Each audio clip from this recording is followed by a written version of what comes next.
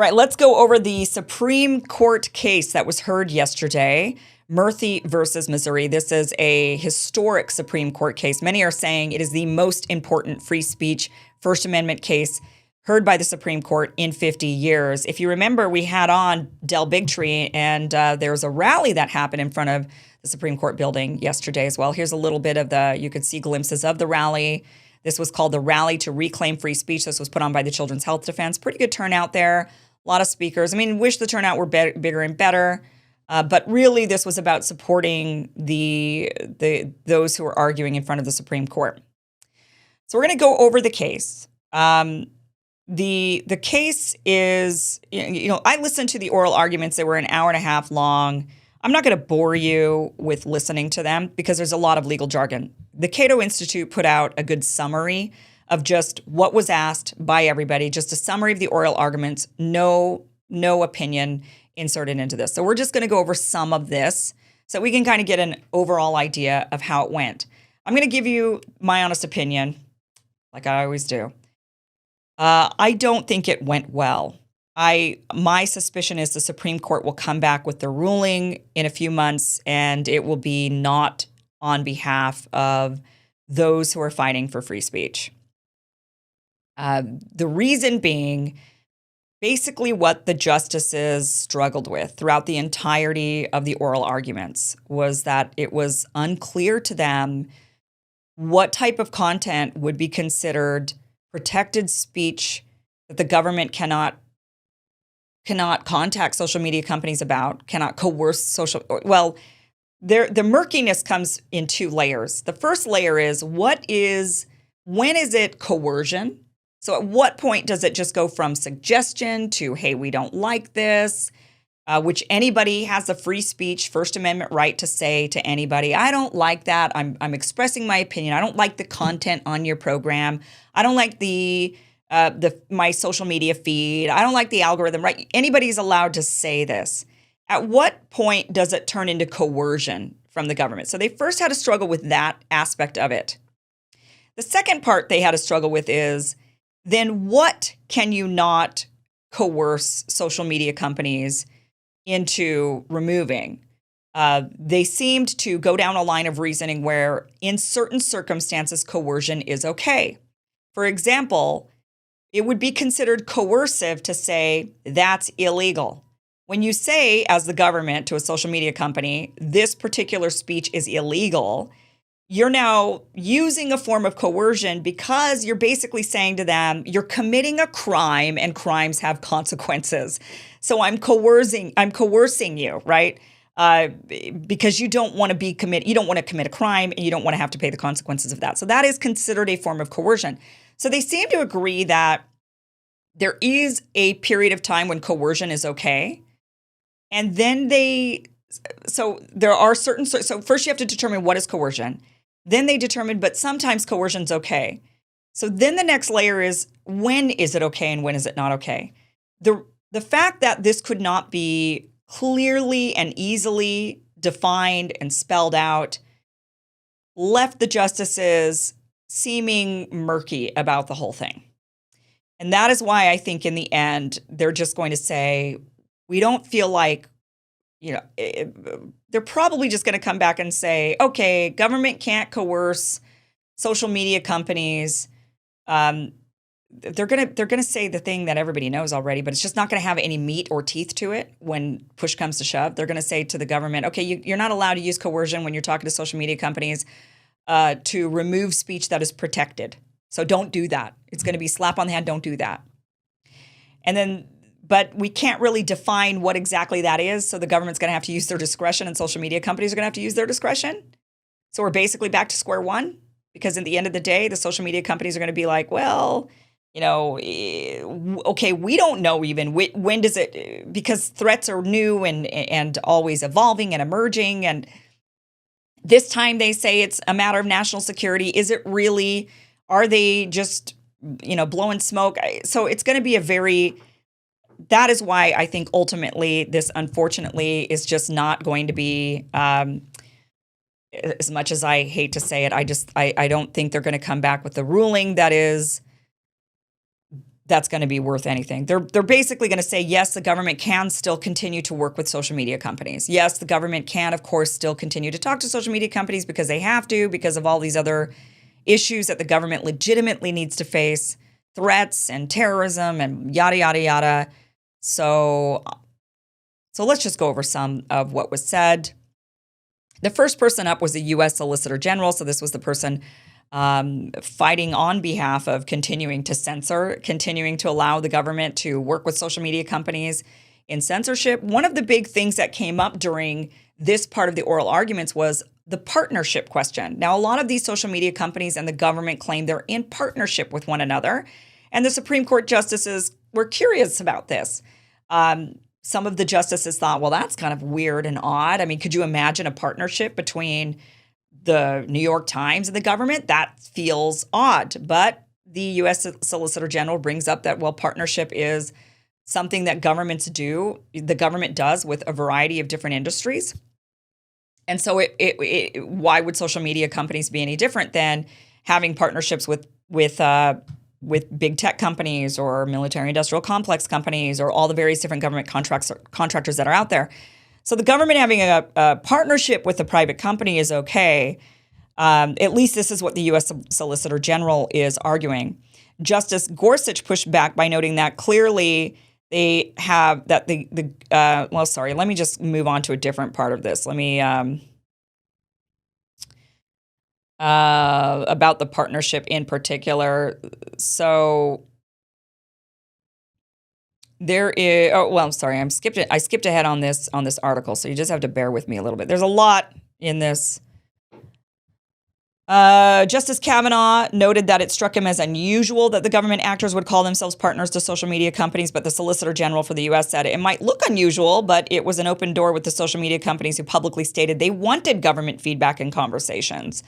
Justice Jackson then started on what would become a consistent line of inquiry throughout this, which is why coercion isn't always problematic. That is what I brought up to you, that sometimes the government can in certain circumstances. She pointed to the unique nature of the once-in-a-lifetime COVID-19 pandemic as context that it may be relevant when determining if such government action meets the relevant level of scrutiny. And the Solicitor General, again, defending the United States on this and defending the coercion, agreed that in some situations the government can suppress speech that meets strict scrutiny standards, but in this case there was no coercion. That's what they're arguing, that there wasn't coercion at all. Let's get to the defense on this. The Louisiana Solicitor General for the states and the individuals, Justice Jackson, argued that certainly the government can censor speech in some cases. The Solicitor General agreed that some national security cases, for example, may meet strict scrutiny. Justice Jackson concluded that not every case affecting speech is a First Amendment violation. Louisiana's solicitor conceded that it's not always the case, but the top line rule should be if the government has set out to abridge speech. Justice Jackson countered that this isn't the First Amendment test, to which the Solicitor General responded that this is the plain text of the First Amendment. Justice Jackson seemed to suggest that the government may be justified in suppressing certain COVID-related online speech. But of course you've got justices on both sides.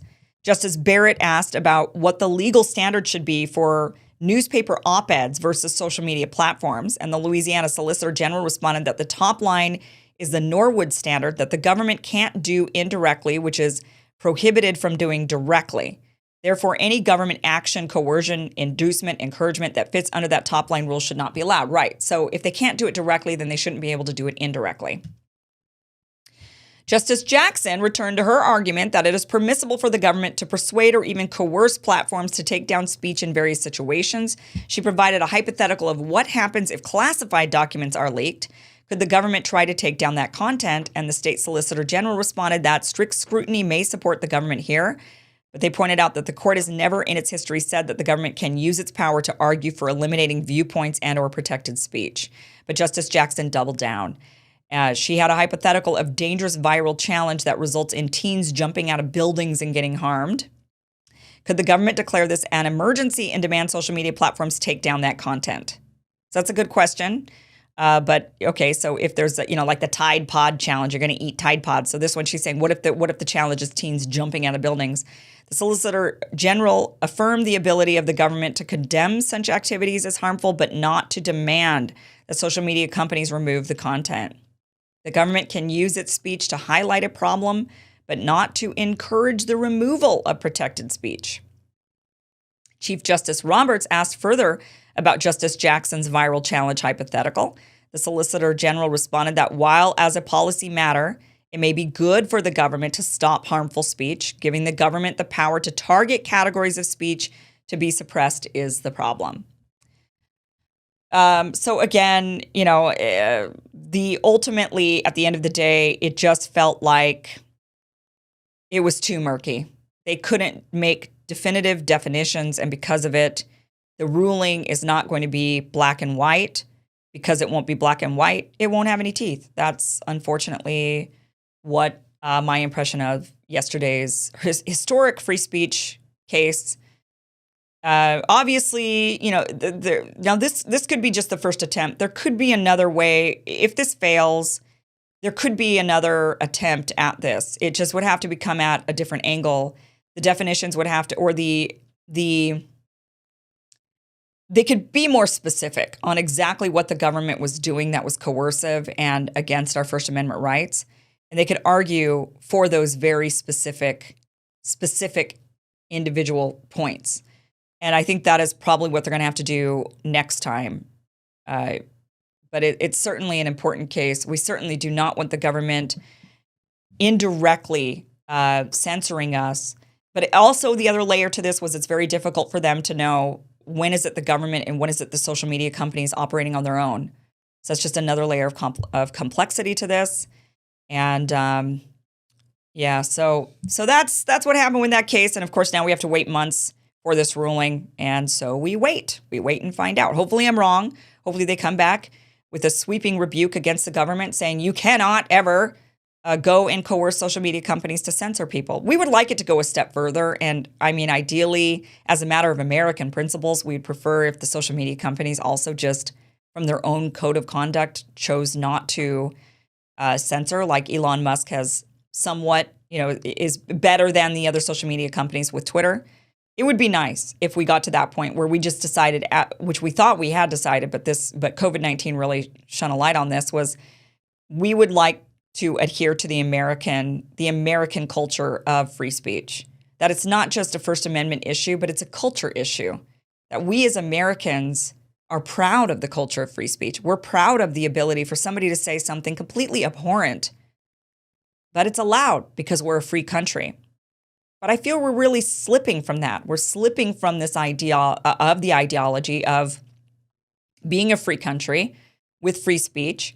We're seeing it much more so now with the targeting of so-called anti-Semitic speech, the targeting of so-called calling for genocide.